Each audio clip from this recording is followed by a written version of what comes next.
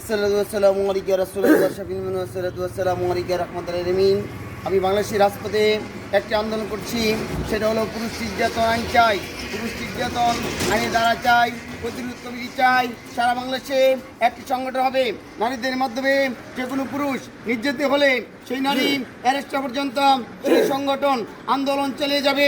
সাবেক রাষ্ট্রপতি হামিদ সাহেব তিনি বলেছেন বাংলাদেশের সংসদে, আমি বলছি কবি কণ্ঠশিল্পী আনিসুজ্জামান আকাশ, এই বাংলাদেশের রাজপথে নারীরা যে কোনো অপরাধ করলে দ্রুত তাদের বিচার হবে। আমি একটি ভাষণে বলেছিলাম বাংলাদেশের প্রধানমন্ত্রী শেখ হাসিনা নারী, তাই নারী নির্যাতন আইন পাশ করেছে, পুরুষ নির্যাতন আইন পাশ করে নাই। তাই বাংলাদেশের প্রধানমন্ত্রী শেখ হাসিনার প্রধানমন্ত্রী থাকার কোনো অধিকার বাংলাদেশে নাই। শেখ হাসিনার পতন হয়েছে, ডক্টর ইউনূস সাহেবকে আর্জি করছি দ্রুত পুরুষ নির্যাতন আইন পাশ করুন, না হলে বাংলাদেশের সমস্ত পুরুষ একযুগে রাজপথে নামবো। পুরুষ নির্যাতন আইন পাশটা পর্যন্ত, আপনি পদযাত্রা পর্যন্ত আমরা কেউ ঘরে ফিরবো না। তাই আসুন আমরা সমস্ত বাংলাদেশের পুরুষ একযুগে স্লোগান তুলি, পুরুষ নির্যাতন আইন চাই।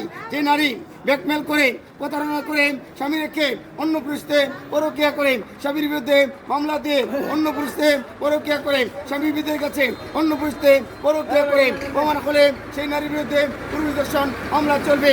বাংলাদেশের সমস্ত নারীদেরকে বিয়ে রাখে মাল্টিটির মাধ্যমে সতীত্ব কুমারিত্বের মাধ্যমে বিবাহ চালু করতে হবে।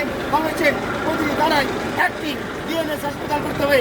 বিয়ের আগে কোনো ছেলে ধরা পড়লে সাথে সাথে অ্যারেস্ট করতে হবে, ব্যবসা প্রমাণ হলে সাথে সাথে অ্যারেস্ট করতে হবে।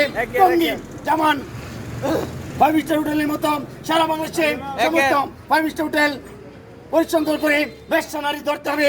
এই বাংলাদেশ ব্যবসা মুক্ত বাংলাদেশ করতে হবে। আসুন সবাই স্লোগান তুলি, ব্যবসা মুক্ত বাংলা চাই, পুরুষ নির্যাতন আইন চাই।